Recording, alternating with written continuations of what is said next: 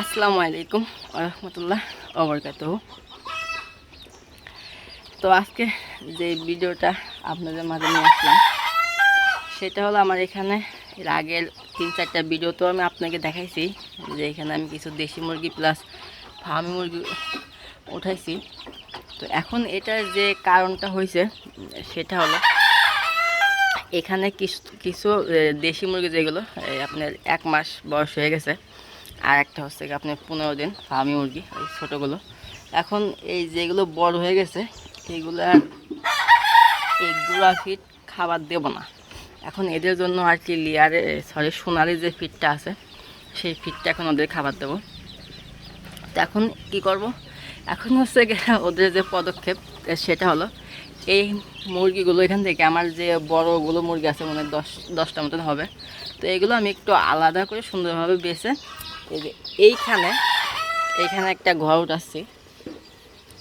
এইখানে হচ্ছে ওই মুরগিগুলো নিয়ে আসবো, মানে ওই এখান থেকে যেটা থাকবে আমার আরও কিছু দেশি মুরগি আপনার ডিম ডিম নিয়ে অলরেডি তাতে বসে আছে, ওগুলো ফুটবে হয়তো বা এই মাসের শেষের দিকে ইনশাল্লাহ।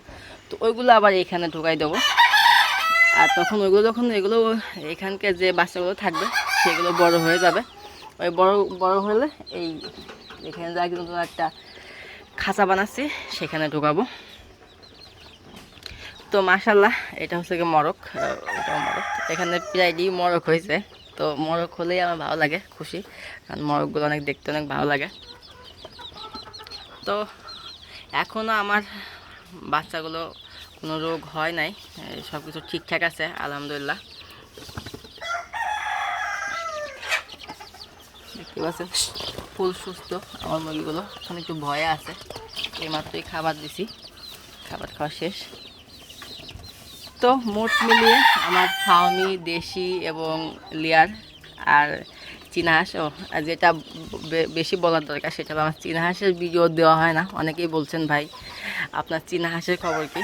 তো আলহামদুলিল্লাহ চীনা হাঁস আছে, এইগুলোর জন্য ওইগুলোর ভিডিও করা হয় না, তবে করবো ইনশাল্লাহ। কালকে আপনাদেরকে জানাবো আমার যে চীনা হাঁসগুলো আছে সেগুলো কেমন আছে বা কী অবস্থা আছে, এইগুলোই কালকের ভিডিওতে আমি চীনা হাঁস সম্পর্কে ধারণা দেবো। তো এটাই ছিল আমার আজকের ভিডিও। সবাই ভালো থাকবেন, সুস্থ থাকবেন, আল্লাহ হাফেজ।